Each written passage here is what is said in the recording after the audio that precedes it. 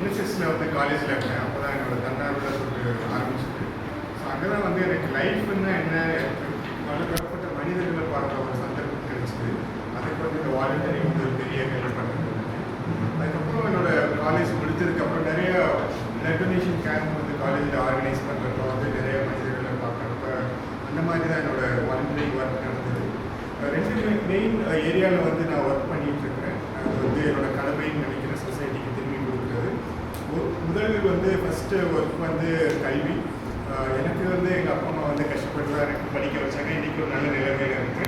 இந்த கல்வியை வந்து நிறைய பேருக்கு திரும்பி கொடுக்கணும் அப்படிங்கிற ஒரு விஷயத்தில் வந்து யாருக்கு யாருக்கோ தேவைப்படுதோ எனக்கு தெரிஞ்ச வகையில் வந்து அவங்களுக்கு வந்து கல்வி ஒரு எஜுகேஷன் அவங்க வந்து ஒரு அவேர்னஸ் கிரியேட் பண்ணுறதுலேருந்து ஒரு வேலைவாய்ப்பு கொடுக்குற வரைக்கும் கிராமப்புற பசங்களுக்கு அவங்கள கனெக்ட் பண்ணிவிட்டு அவங்களுக்கு வேலைவாய்ப்பு பண்ணி கொடுத்துட்ருக்கோம். அது ஒரு செய்தி. இன்னொன்று வந்து இங்கே இருக்கிற ஒரு என்ஜிஓ மூலயமா கவுன்சிலிங் பண்ணிகிட்ருக்கோம். அந்த வகையில் வந்து நிறைய பலதரப்பட்ட மக்கள், முதியவர்களாகட்டும், நடுத்தர வயதினராகட்டும், இல்லாட்டி காலேஜ் ஸ்டூடெண்ட்ஸ் ஆகட்டும், நிறைய பேரோட கனெக்ட் பண்ணுறதுக்கு ஒரு வாய்ப்பு கிடைச்சிது.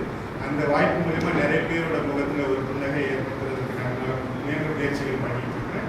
முக்கியமாக கடந்த ஒரு 2 ஆண்டுகளில் வந்து இந்த ட்ரஸ்ட்டில் வந்து நான் ஒரு மெம்பராக இருக்கிறேன். அது மூலயமா அண்ணனும் மாமாவும் வந்து நிறையா சப்போர்ட் பண்ணியிருக்கிறாங்க.